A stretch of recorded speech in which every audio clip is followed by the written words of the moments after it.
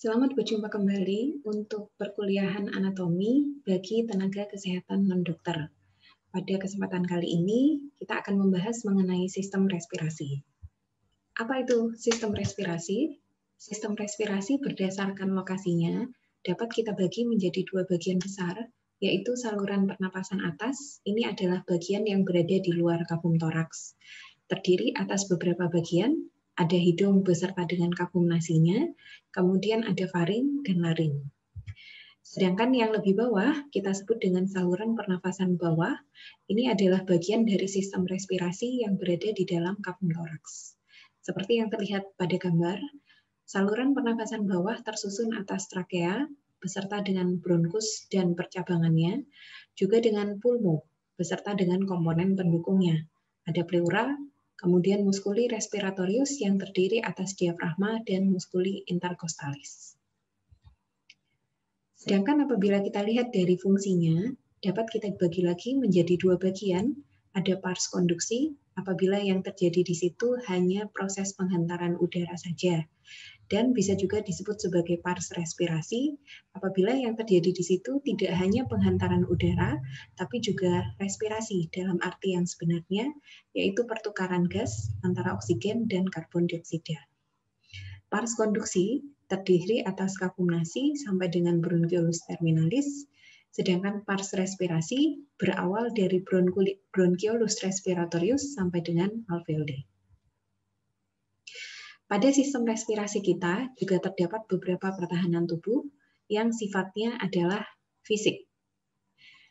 Di antaranya pada nasus, nasofaring, beserta dengan laring, trakea, dan bronkus, pertahanan yang ada di situ diakibatkan oleh adanya rambut dan produksi mukus. Ukurannya tentu berbeda-beda. Yang paling besar yang dapat disaring adalah pada nasus. Ketika masuk pada nasofaring, nasofaring mampu menyaring ukuran molekul sampai dengan lebih besar dari 10 mikrometer.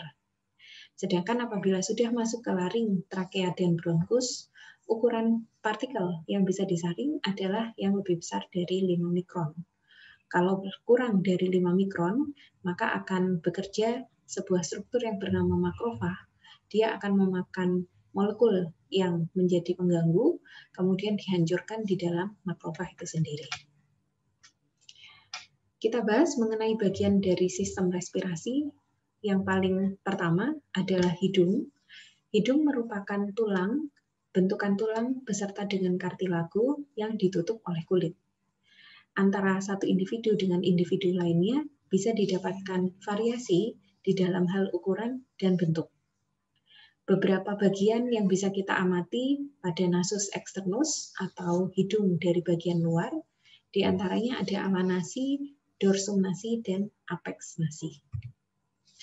Ini adalah hidung, sebagaimana terlihat kalau dari luar, kita bisa mendapati adanya bagian yang tersusun atas tulang dan bagian yang tersusun atas kartilago. Di sini juga bisa kita temukan ada relasi antara kafum nasi dengan sinus-sinus paranasalis yang berada di sekitar rongga hidung. Seperti nampak di sini, ini adalah sinus maxillaris, sinus terbesar, dia terhubung dengan kafum nasi. Ini kafum nasinya. Sedangkan nasus externus, kalau kita lihat bagian-bagiannya, ada yang tersusun atas tulang, dan ada yang tersusun atas kartilago. Dari atas, bagian ini yang kita kenal dengan nama dorsum nasi atau punggung hidung, berakhir pada struktur yang kita sebut dengan apex nasi. Apex nasi, kalau kita teruskan ke kanan dan ke kiri, akan nampak adanya lubang, ini yang disebut dengan nostril. Saluran berikutnya adalah faring. Faring adalah saluran yang cukup panjang, sehingga dia tidak hanya berfungsi pada sistem digestif, tetapi juga pada sistem respirasi.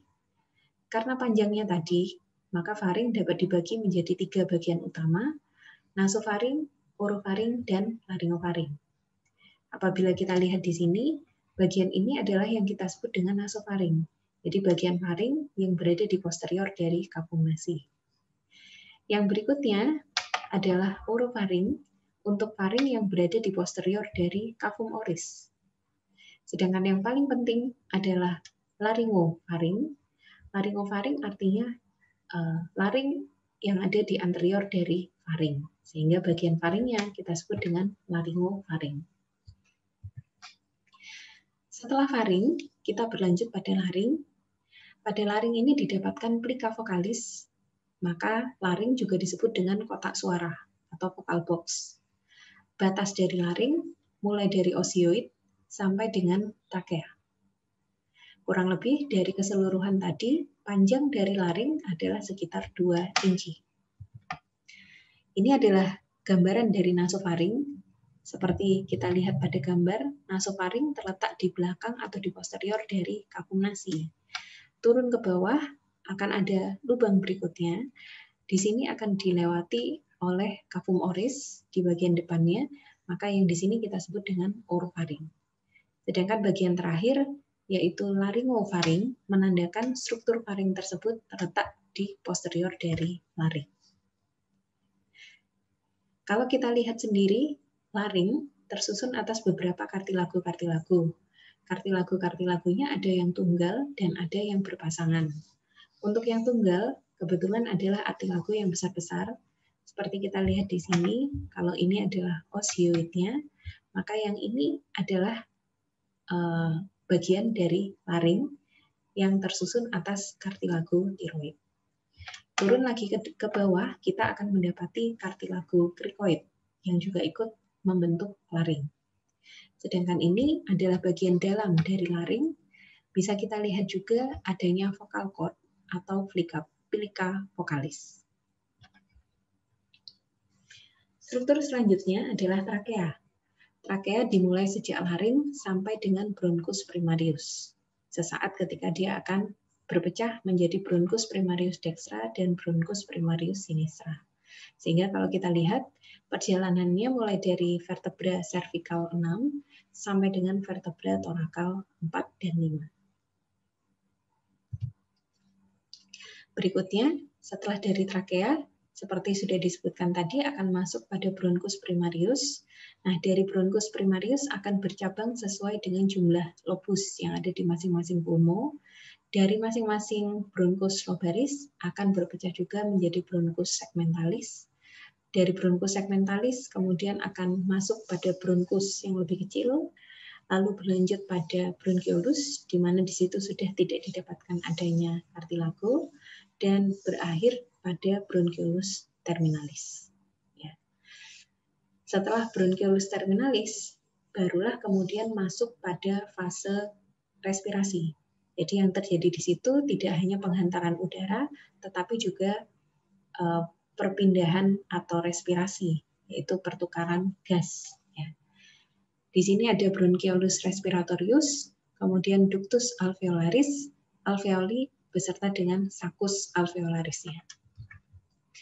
Nah, ini gambarannya. Jadi trakea, level trakea, kemudian akan bercabang dua menjadi bronkus primarius, dextra dan sinistra. Jadi seperti kita lihat pada gambar, di sini ada trakea. Trakea pada bagian akhir akan bercabang dua menjadi bronkus primarius dextra dan bronkus primarius sinistra. Pada masing-masing bronkus primarius akan bercabang-cabang lagi menjadi bronkus lobaris yang jumlahnya menyesuaikan dengan banyaknya lobus yang dimiliki dalam satu pulmo. Dari bronkus, setelah bronkus primarius kemudian bronkus lobaris, bisa kita lihat akan terpecah lagi menjadi bronkus segmentalis, dan apabila kita teruskan, maka percabangannya mencapai kurang lebih 23 turunan. Pada struktur yang paling distal, nantinya akan dilengkapi dengan adanya alveoli yang terbungkus dalam sakus alveolaris.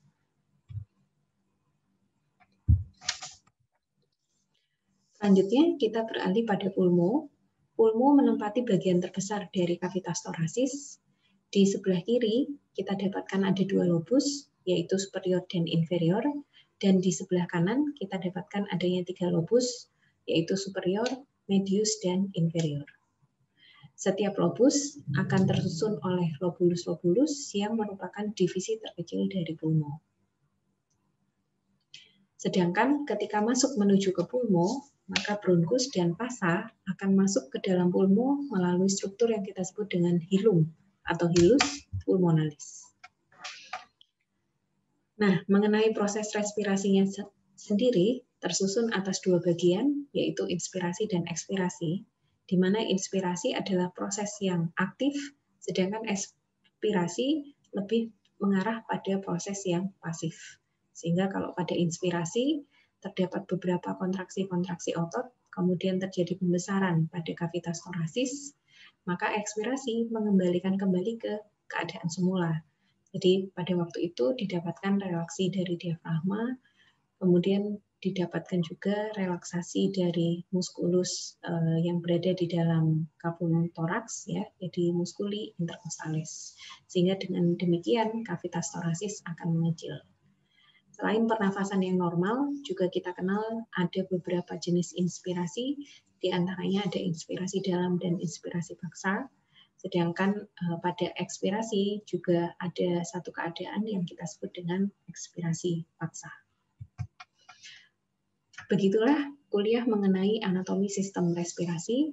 Mudah-mudahan bermanfaat. Sampai jumpa pada topik selanjutnya.